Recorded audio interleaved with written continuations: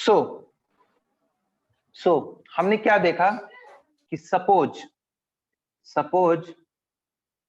हमारे पास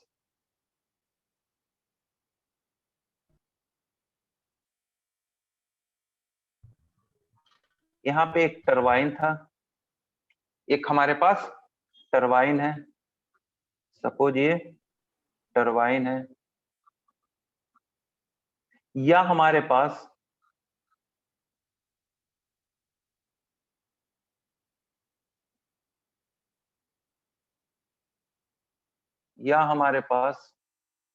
सपोज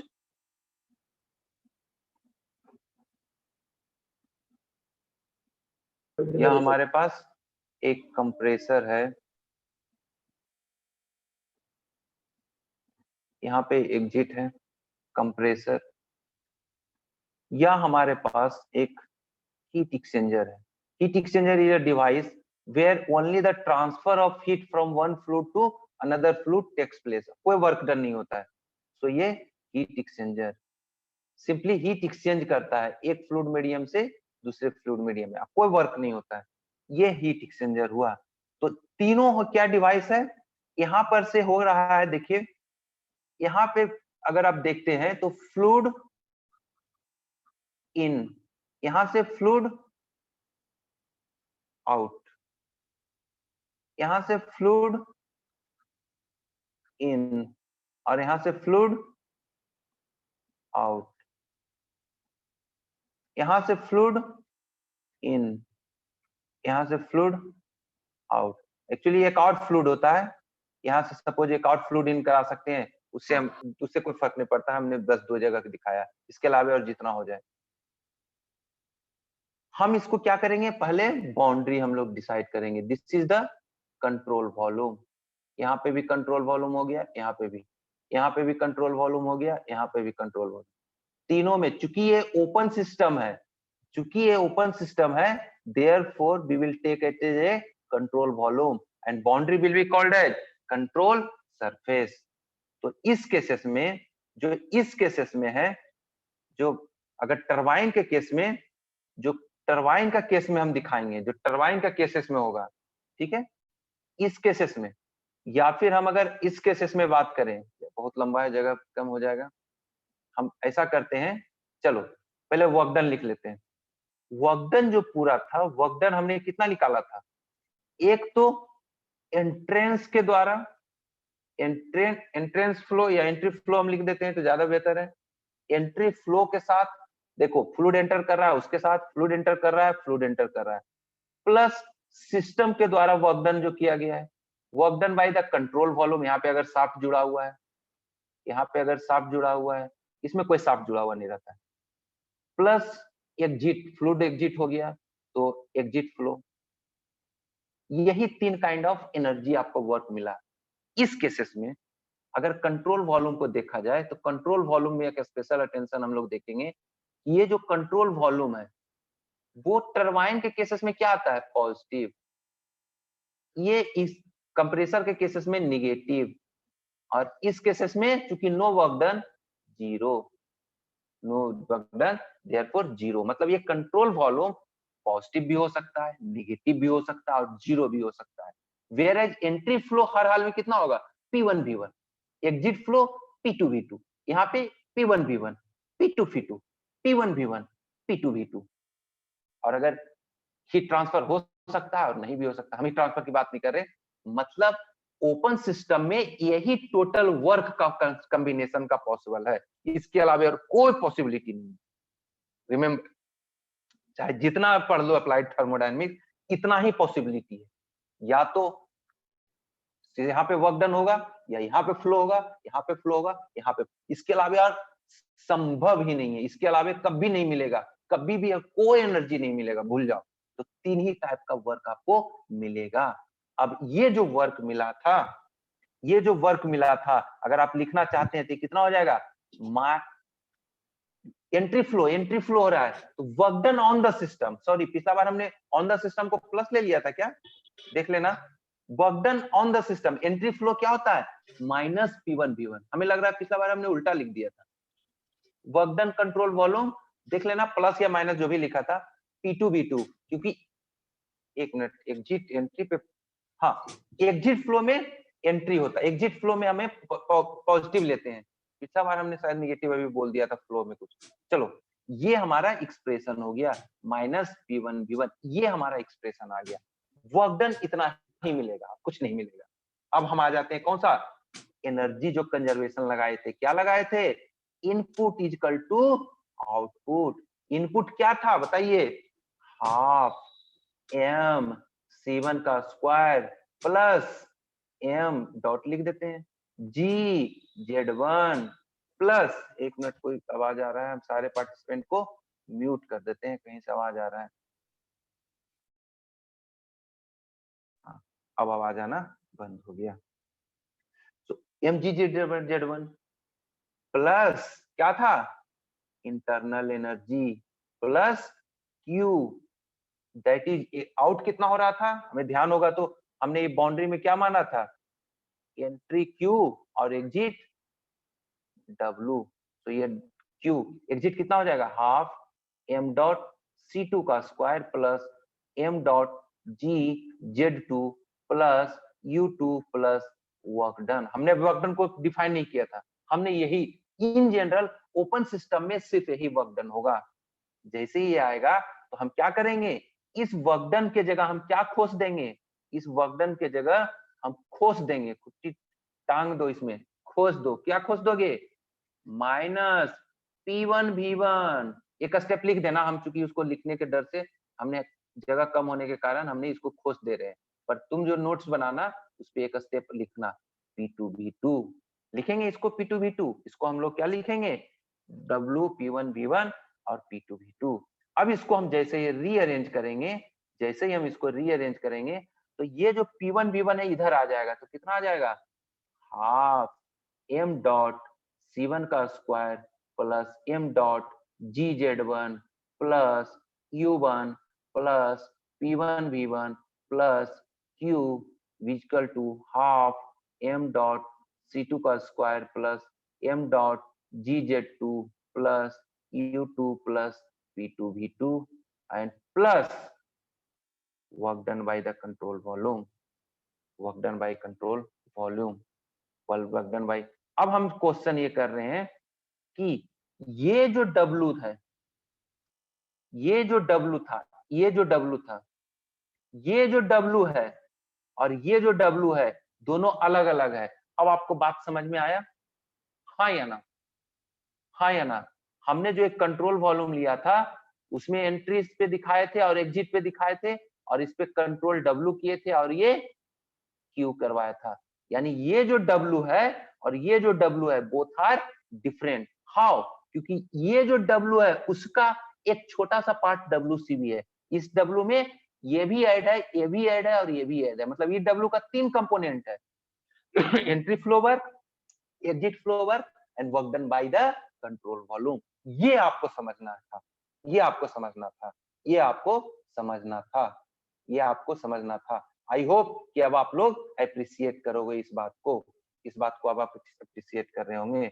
अब हम इसको मॉडिफाई करके क्या लिख देंगे, हाफ, इसको हम लोग मॉडिफाई करके इसको हम लोग ब्लैक कलर से लिखते हैं, इस इक्वेशन को हम लोग ब्लैक कलर से, कितना आ गया, हाफ m डॉट C1 का square plus m dot GZ1। अब बताइए U1 प्लस P1V1 को हम लोग लिख सकते हैं H1 plus Q equal to half m dot C2 का square plus m dot GZ2 plus U2 plus P2V2 को हम लिख सकते हैं H2 प्लस WCV।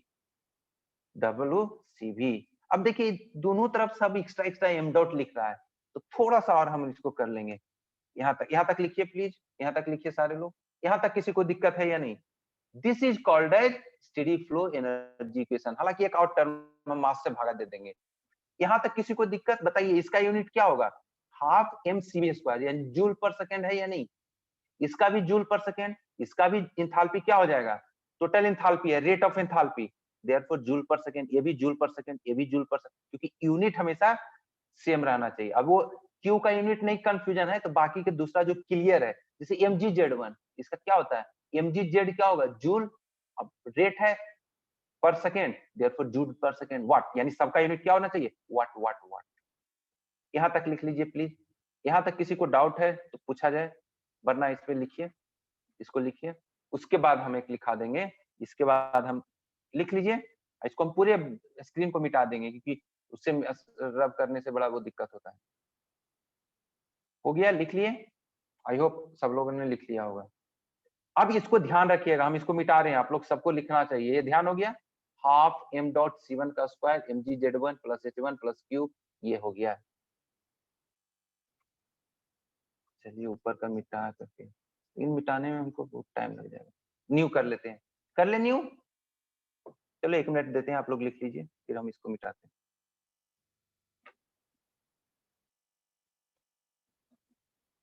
चलिए अब हम न्यू कर दे रहे हैं, चलो क्या आ जाएगा, क्या आ जाएगा, देखिए क्या आया था, हम फिर से लिख दे रहे हैं, हाफ m c1 का square plus m g z1 plus h1 sorry u1 plus p1 v1 plus q equal to half m dot c2। अब ये बोलना कि सर आप बहुत स्लो चल रहे हैं, इसमें बहुत जरूरी है स्लो चलना, इसमें आप स्लो चल गए फिर हमको कहीं को आगे दिक्कत ही नहीं होगा। इसमें कोई ऐसा गेट का पेपर नहीं है जिसमें 2 मार्क्स का, 4 मार्क्स का, जब भी पूछेगा 4 मार्क्स का, 2 मार्क्स का भी नहीं, एकदम सीधे 4 मार्क्स का इसका आएगा। देयरफॉर अच्छे से समझ गया जो, वो अच्छे से 4 मार्क्स में लिंक्ड क्वेश्चन ज्यादातर इसमें पूछा जाता है। ये H1 हो गया और ये H2, देयरफॉर हम इसको क्या लिख सकते हैं, H1 plus half m c1 का square plus m dot gz1 plus q equal to h2 plus half m c2 का square plus mgz2 plus divided by control volume. अब आप कंट्रोल वॉल्यूम में समझ सकते हैं ये कंट्रोल वॉल्यूम का क्या मतलब है, ठीक है।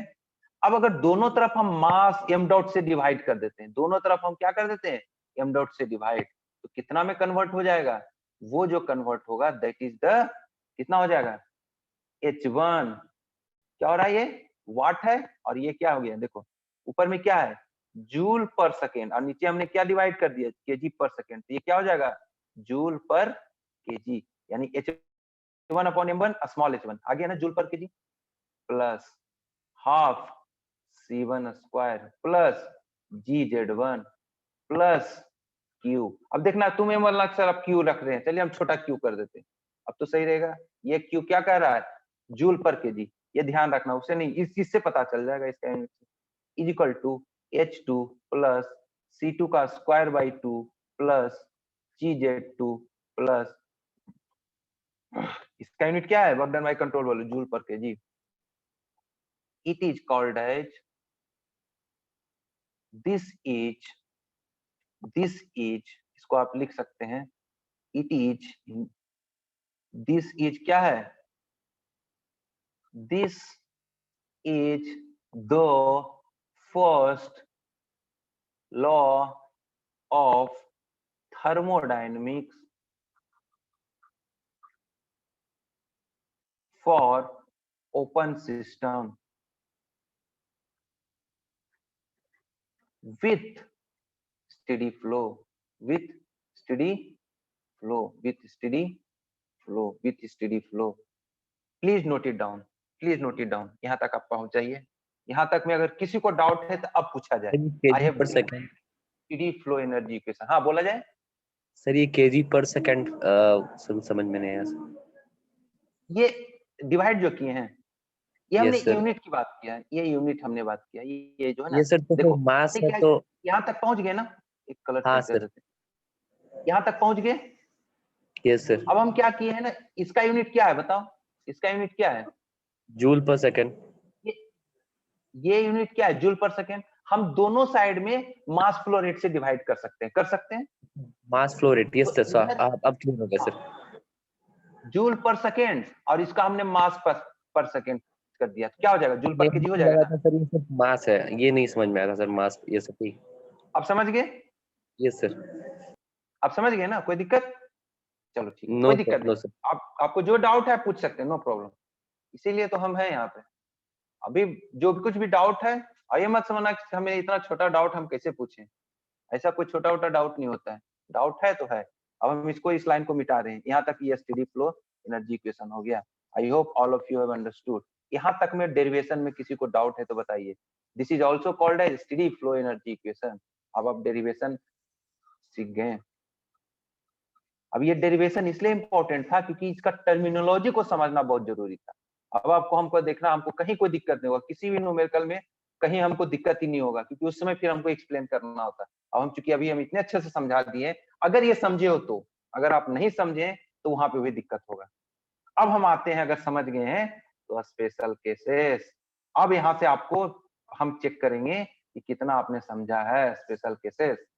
पहला आता है केस 1, लिखा जाए case 1, nozzle. Nozzle nozzle nozzle nozzle क्या होता है? आप एक लिख सकते हैं जो आपको पता होगा ही। Nozzle is a device. इसमें क्या होता है? नोजल का मतलब पाइप, कभी देखते हो घर पे पाइप से पटाते होंगे। इसको क्या करते हैं? पाइप से पानी फ्लो हो रहा है, इससे पानी फ्लो हो रहा है, हो रहा है, हो रहा है, हो रहा है। इसको क्या करते हो? चपटा कर देते हो। इसको जैसे ही चपटा किए, तो अगर ये चपटा नहीं होता तो ये जो फ्लूइड है वो यहाँ तक इसका ऐसे गिर जाता। अब इसको चपटा कर दिया ना, तो ये फ्लो बढ़ दूर जाके गिर रहा है। मतलब क्या हो रहा है? ये जो फ्लूइड एग्जिट पे है, यहाँ पे नजदीक क्यों गिर गया? क्योंकि इसका वेलोसिटी अगर सपोज 10 मीटर पर सेकेंड है, अब आपने चपटा किया तो इसका वेलोसिटी क्या हो गया? 15 मीटर पर सेकेंड, जिसके कारण ज्यादा डिस्टेंस ट्रेवल किया। तो ये जो डिवाइस आपने चपटा किया ना, दिस इज नोजल। आप जो अंगूठा लगा दिए ना, दोनों का स्पेस क्या कर दिए? कम कर दिए cross sectional area. That is called as nozzle. अगर वही मेटल हाथ की जगह मेटल का बना होता, then that is called as metal. That is called as nozzle. तो ये क्या है? Simply nozzle is a device जिसमें क्या हो रहा है? वेलोसिटी हम लोग फ्लूइड का इंक्रीज कराते हैं। किसके कॉस्ट पे? प्रेशर के कॉस्ट पे। प्रेशर के कॉस्ट पे। सो क्या हो जाएगा? Nozzle is a device for increasing velocity at the expense पर। एक्सपेंस मतलब क्या होगा? कीमत। At the expense of pressure energy. Pressure को हम लोग घटाते हैं और ये वेलोसिटी बढ़ाते हैं। फ्लूइड मैकेनिक्स जो पढ़े होंगे उनको समझ में ज्यादा अच्छे से आएगा, नहीं समझ में आ रहा है कोई दिक्कत नहीं। तो हम क्या कर रहे हैं? हम क्या करते हैं कि नोजल होता क्या है एक्चुअली में? हम एक ग्रेजुअली दोनों अंगूठा देखिए, इसे दबाइए, जो पाइप को इमेजिन कीजिए। जब आप दोनों का स्पेस देखेंगे घटते आ रहा होगा। आप इमेजिन कीजिए आपके हाथ में पाइप है और दोनों अंगूठा अंगूठा और अंगुली से दबाएंगे तो देखो क्या होगा? ग्रेजुअली क्या हो रहा है कि अंगूठा के टिप की तरफ घटते जा रहा है कि नहीं? स्पेस जो दिख रहा होगा आंख से घटते जा रहा होगा। यानी क्या हो गया? This is the nozzle. ये नोजल हो गया। This is the nozzle. This is nozzle. ये क्या हो गया? नोजल हो गया। अब ये जो हो गया, सपोज क्रॉस सेक्शन हम यहाँ पे 1 मानते हैं और यहाँ पे हम क्या मानते हैं? 2 क्रॉस सेक्शन। ये हो गया, this is the nozzle, cross section nozzle. अब हम क्या मान लेते हैं? इसका relative horizontal, this is the axis of nozzle. तो हम मान लेते हैं क्या है? ये हॉरिजॉन्टल है। हॉरिजॉन्टल का मतलब क्या है? डेटम लाइन से ये Z1 हो गया और ये Z2, Z1 हो गया और ये Z2, यानी ये डेटम लाइन है उससे सेम हाइट पे है, तो अब हॉरिजॉन्टल नोजल हो जाएगा। ये हम इधर क्या हो रहा है? इसका क्या काम है? वेलोसिटी को बढ़ाना। यानी 1 पे जितना वेलोसिटी है, सपोज V1, जो 2 पे है वो वेलोसिटी क्या हो जाएगा? V2 will be greater than V1, क्योंकि यही काम है इसका, किसका? नोजल का। अब ये हम नोजल को डिवाइस, यह एक ऐसा डिवाइस,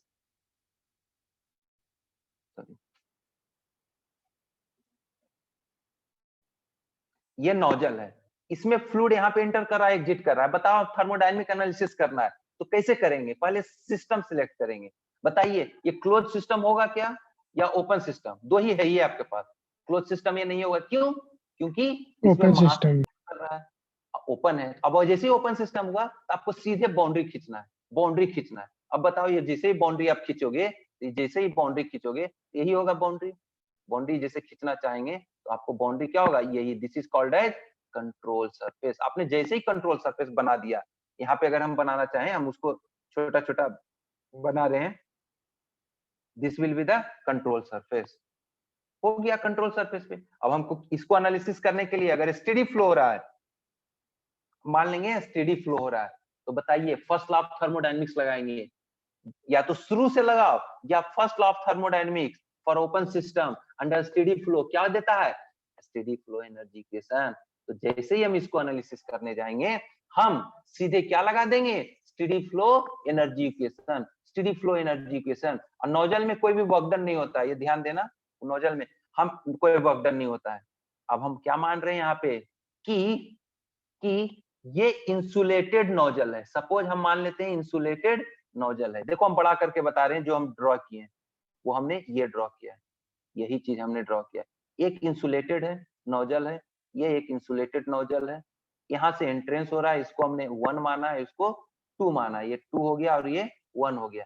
यहाँ एंटर कर रहा है V1 से और यहाँ एंटर कर रहा है V2 से। अब इसको हम जैसे एनालिसिस करेंगे तो क्या लगाएंगे, स्टेडी फ्लो एनर्जी इक्वेशन। तो बताइए स्टेडी फ्लो एनर्जी इक्वेशन क्या देता है, SFE। जैसे ही हम लगाएंगे तो क्या देगा, H1 प्लस C1 का square upon 2 plus GZ1 plus Q equal to H2 plus C2 का square upon 2 plus GZ2 plus work done by control volume. Since it is insulated, therefore क्या है, हमने इंसुलेशन लगा दिया है, no heat transfer taking place, therefore ये क्या हो जाएगा, जीरो। नोजल में कोई भी वर्क डन नहीं होता है, ये आपको जानना है, जीरो। चूंकि ये हॉरिजेंटल है, हमने क्या लिया है, हॉरिजेंटल, ये क्या है, हॉरिजेंटल, सेम हाइट पे है, horizontal axis, therefore change in potential energy will be zero, या हम इसको नेग्लेक्ट कर देते हैं। अब बताओ इंटरनल वेलोसिटी ये V1 है, C1 की जगह यहाँ V1 और ये V2 है। Since V2 is much much greater than V1, therefore V2 square will be much greater than V1 का square, therefore V1 square upon 2 can be neglected। यहाँ पे से क्या आ गया, देखिए इसको हम कितना लिख सकते हैं, H1 प्लस कितना हो जाएगा, C1 का स्क्वायर अपॉन 2, इसको हम C1 मान लेते हैं तो ज्यादा सही रहेगा, is equal to H2 plus C2 का स्क्वायर अपॉन 2, यही बचा। अब सिंस ये क्या हो जाएगा, H1 is equal to H2 plus C2 का स्क्वायर बाई 2, क्यों, since C2 is much greater than C1, so this is the governing equation of nozzle. जब नोजल आप पढ़ेंगे, this is the governing equation.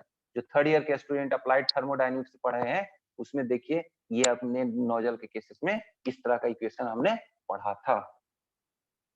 Third year और final year के जो भी हैं ये पढ़े होंगे, सेकेंड ईयर वाले भी नहीं पढ़े, नेक्स्ट सेमेस्टर में आपको पढ़ना है, ठीक है। तो प्लीज नोट इट डाउन, यहाँ तक आप लिख लीजिए, यहाँ तक आप डायग्राम भी बना लीजिए।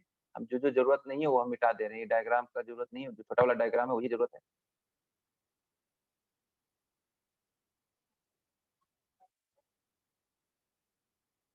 अब बताइए इसमें पूछता क्या है ना कभी कभी, कि अब आपको अंडरस्टैंडिंग पॉइंट ऑफ व्यू से ये इक्वेशन जब यूज करेंगे आप अप्लाइड थर्मोडायनेमिक्स में, तो ये पूछा जाता है कि इसमें असम्पशंस क्या क्या है, इस असम्पशंस में मतलब H1 इक्वल टू आप लिखते जाइए प्लस C2 का स्क्वायर अपॉन 2 है, इसमें क्या क्या असम्पशंस है। तो पहला था स्टेडी फ्लो, दूसरा क्या हो गया, change in potential energy is neglected, हमने क्या किया, नेग्लेक्ट किया। दूसरा इनलेट वेलोसिटी इज नेग्लेक्टेड, हमने नेग्लेक्ट किया है, क्योंकि हम लोग आउटलेट वेलोसिटी के रिस्पेक्ट में इनलेट वेलोसिटी को नेग्लेक्ट किया है। तो ये जब आप समझ के पढ़ेंगे तभी आप बता पाएंगे, नहीं तो आप कंपटीशन में यूपीएससी में कोई जाएंगे हायर एजुकेशन में, सपोज इंजीनियरिंग सर्विसेज या, तो पूछ देता है सिर्फ 2 मार्क्स में, what are the assumptions incorporated during the analysis of nozzle. अब नोजल का कौन सा असम्पशन से यही नहीं समझ में आएगा, तो यहाँ से आप 3 असम्पशंस लिख सकते हो, 2 मार्क्स आराम से। ये आपका अंडरस्टैंडिंग बताता है कि कितने अच्छे से आपने समझा है, कंसेप्ट को कितने अच्छे से समझा है। वरना इक्वेशन तो ये याद रख लीजिए, नहीं भी समझिए तो H1 H2 पता है, आंसर मिल नहीं जाएगा, नो प्रॉब्लम। चलिए हम इसको मिटाने जा रहे हैं।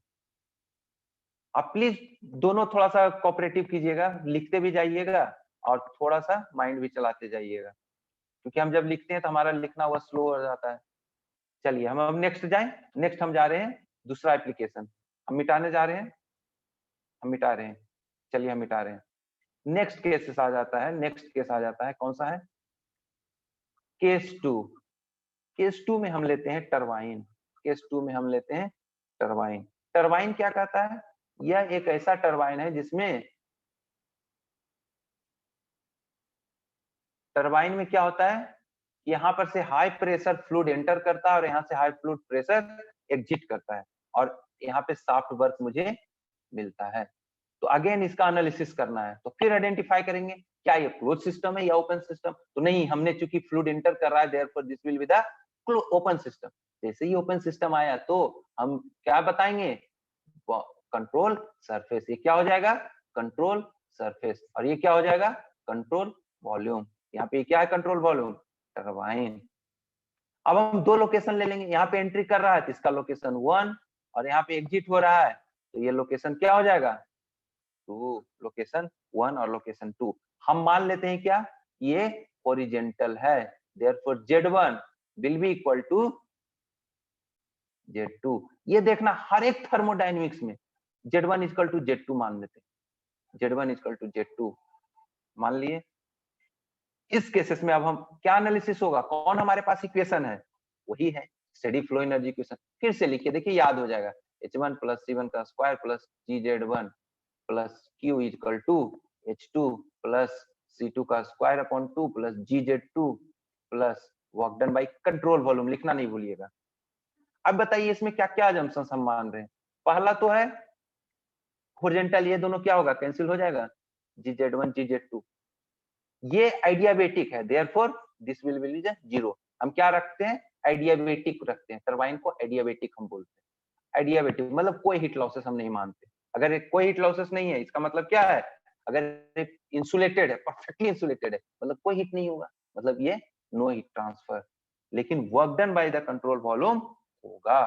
अब इस केसेस में जो वेलोसिटी होता है almost both are same, so change in kinetic energy is also neglected. यहाँ पे जो वेलोसिटी मेजर करेंगे तो both have almost same velocity, ज्यादा चेंजेस नहीं होगा। जो सेकंड ईयर थर्ड ईयर में पढ़े होंगे, यहाँ से जो वेलोसिटी निकलता है, ये जो वेलोसिटी है वो था ऑलमोस्ट कांस्टेंट। जो थर्ड ईयर फाइनल ईयर है इसको रियलाइज करेंगे कि वेलोसिटी जो टरबाइन का प्लेट है, स्टीम टरबाइन का, वो न्यूमेरिकल में देखते होंगे वेलोसिटी जनरली कांस्टेंट सेम आता है, ज्यादा चेंजेस नहीं आता है।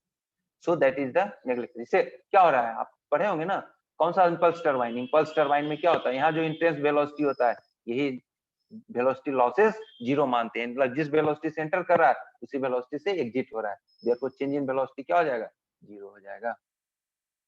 सो यहाँ पे हो गया। इसको हम लोग क्या लिखेंगे? H1 is equal to H2 plus work done by the control volume.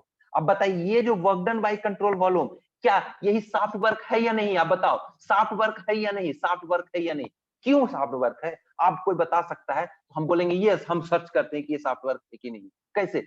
यहाँ पे वर्क कितने जगह हो रहा है, क्या आइडेंटिफाई कर सकते हैं? अगर ये कंट्रोल वॉल्यूम है, टरबाइन है, तो बताओ क्या हम जानते हैं कि इस कंट्रोल सरफेस में सिर्फ और सिर्फ 3 जगह हो रहा है वर्क डन। पहला ये वाला लोकेशन पे वर्क डन हो रहा है जहां पे फ्लूइड एंटर कर रहा है, दूसरा ये वाला फ्लूइड जहां एंटर कर एग्जिट हो रहा है, और तीसरा जहां पे साफ रोटेट हो रहा है। इसके अलावा और कहीं वर्क डन नहीं हो रहा है। तो बताओ ये वाला जो एंट्रेंस वाला है वो किसमें छुपा हुआ है? H1 में। ये जो एग्जिट हो रहा है किसमें छुपा हुआ है? H2 में। तो ये जो कंट्रोल वॉल्यूम है वो कौन सा बचा? यही वाला बचा ना।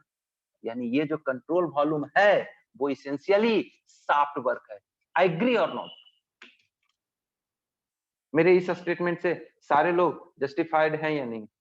अगर किसी को कंफ्यूजन है तो बताइए, हम समझने के लिए बोल रहे हैं। एग्री कर रहे होंगे, अगर नहीं है तो बताओ, कोई बात नहीं, खुल के डिस्कशन करेंगे। हाँ, अगर समझ गए हैं तो आप समझ गए हो, ये कंट्रोल वॉल्यूम है। Therefore this is the work done by the control volume को हम लोग क्या लिख सकते हैं? Work done by the turbine. This is nothing but H1 minus H2। इसीलिए आपने पढ़ा होगा रंकाइन साइकिल में, work done by the turbine कितना लिखते हैं? यहाँ का इंथाल्पी माइनस यहाँ का इंथाल्पी। जो पढ़े हैं जरूर आपने किया होगा, फर्स्ट ईयर वाले भी पढ़े होंगे, अभी जो सेकंड ईयर वो भी तो पढ़ ही रहे प्रॉपर्टीज ऑफ प्योर सब्सटेंस। देखते हैं जहां सर पढ़ाते रहते हैं आप लोग। ये अब आप रियलाइज कर सकते हो कि व्हाई इट इज हैपनिंग। लिख लो अगर समझ गए हैं तो, प्लीज नोट इट डाउन।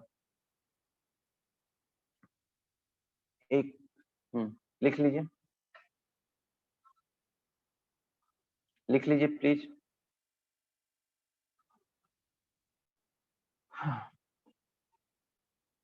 आप लोग लिख लिए होंगे क्विकली प्लीज। थोड़ा सा हम समझने में इसको धीरे धीरे चल रहे हैं, तो प्लीज आप हाथ थोड़ा सा फास्ट चलाइए, नहीं तो दोनों स्लो हो जाएगा तो फिर बड़ा दिक्कत हो जाएगा प्रोसेस।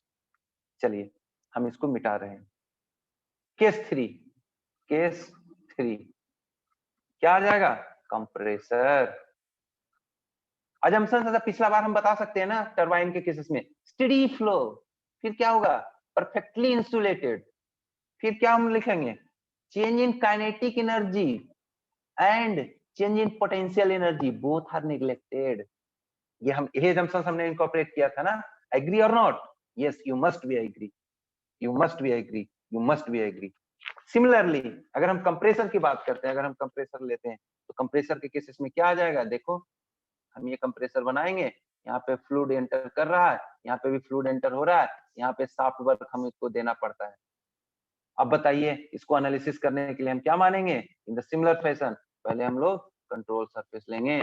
कंट्रोल सरफेस हमने आइडेंटिफाई कर लिया, इस पे बताओ जैसे ही कंट्रोल सरफेस पे हो गया तो हम कौन सा लगाएंगे? Steady flow energy equation, H1 plus C1 का square upon 2 plus GZ1 plus Q will be equal to H2 plus C2 का square by 2 plus GZ2 plus W work done by the control volume. अब बताइए ये अगर horizontal है then again ये क्या हो जाएगा? Z2 is equal to Z1। Diagram please बनाना सही से, हम समझ रहे हैं कि आप समझ गए हो। Therefore change in potential energy is neglected. In the case of same, इसमें भी change in kinetic energy is also neglected. There and ये insulated है, perfectly insulated है. Again, Q is equal to 0. क्या बच गया? H1 is equal to H2 plus WCV. हमें क्या करते हैं इसमें? यहाँ का जो एनर्जी फ्लूइड का है ना, ये जो फ्लूइड का एनर्जी H1 है, इसको हम बढ़ा करके कंप्रेस करके H2 कर देते हैं। Therefore, क्या लिखेंगे? Minus work done by control volume is H2 minus H1। ये हमें चाहिए, ये होता है मतलब ये क्या होता है? हम इसको सप्लाई कर रहे हैं, दैट्स व्हाई हम लोग माइनस लिए हैं। सप्लाई कर रहे हैं तो क्या होगा? Minus work done. This is nothing but the work required to compressor या in compressor, work required in compressor, this is H2 minus H1। आप देखते होंगे कंप्रेसर जहां जहां यूज किए होंगे सीधे क्या किया होंगे? H2 माइनस H1 का एंथैल्पी आपने यूज किया होगा। Please note it down, please note it down, please note it down, please note it down, please note it down. एक और केसेस है, एक और केसेस है, please note it down, please note it down, please note it down, please note it down.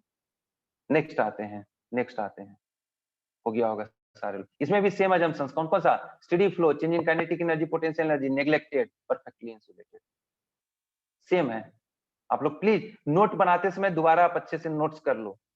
चलो आप note down कर लीजिए, हम तब तक इसको लिख रहे हैं। Case number 4, throttling valve, throttling valve, throttling valve, throttling valve, throttling valve. इसका एग्जाम्पल लिख लीजिएगा। एग्जाम्पल इसको क्या क्या बोलेंगे? थ्रॉटलिंग वाल्व का मतलब क्या होता है ना, आपने कभी वाटर फिल्टर देखा होगा, ये जो पोरस मीडियम होता है ना, देखते होंगे वाटर फिल्टर में, घर में जो होगा वाटर फिल्टर, इधर से पानी गया, इधर से निकला पानी, ये जो पोरस मीडियम है that is the an example of throttling valve. आप क्या करते हो? पानी जा रहा है, यहाँ पे क्या लगा देते हैं? एक जो वाल्व लगा देते हैं, कौन सा? पानी खोलने के लिए। जब आपको नल यहाँ पर से पानी गिराना होता है तो क्या करते हैं? इसको घुमा देते हैं। मतलब क्या यहाँ तक वाटर रहता है, लेकिन इसको जैसे ही खोलेंगे तभी वाटर आके के गिरना शुरू होता है। This is an example of throttling valve, this is an example of throttling valve. या फिर हम कभी देखते होंगे कोई पाइप जा रहा है, कोई पाइप जा रहा है, यहाँ पे हम क्या करते हैं? इसके पाथ को, इसके पाथ को हम लोग रिस्ट्रिक्ट कर देते हैं। मतलब क्या हो रहा है, फ्लूइड पहले इतना ज्यादा आ रहा था, फिर थोड़ा सा फ्लूइड जग गया इसके थ्रू, फिर गया बड़ा वाला पाथ। मतलब ये क्या हो गया, यहाँ का अगर क्रॉस सेक्शन देखते हैं तो ये हो गया पाइप, उसके बाद हम लोग इतना बड़ा होल, ये सब क्या करते हैं, रिस्ट्रिक्ट कर देते हैं। This is called as orifice. Orifice तो एग्जांपल हुआ, these all are the example of throttling valve. So हम नाम लिख देते हैं थ्रॉटलिंग वाल्व का, इसका एग्जांपल हम कुछ देख लेते हैं। Example of throttling valve, quickly लिख लीजिए, example of throttling valve, example of throttling valve. तो पहला है flow through a partially open valve, ये जो नल वाला भी दिखाए थे ना, that is the partially open valve. या फिर फ्लो थ्रू पोरस प्लग, जो आपके घर में वाटर, आरओ वाटर में भी है, जो लंबा लंबा पाइप, आपके हॉस्टल में देखो लंबा लंबा पाइप देखते होगे लगा हुआ है, that is the flow through porous valve. मतलब क्या कर रहा है, पहले पाइप से पानी आ रहा था, उसका हम पैसेज ही रिस्ट्रिक्ट कर दिए।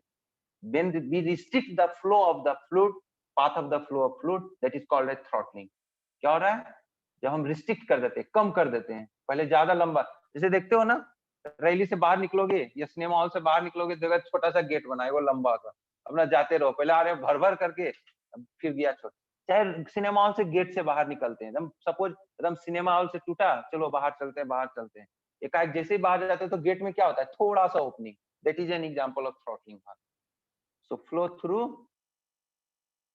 a very small opening,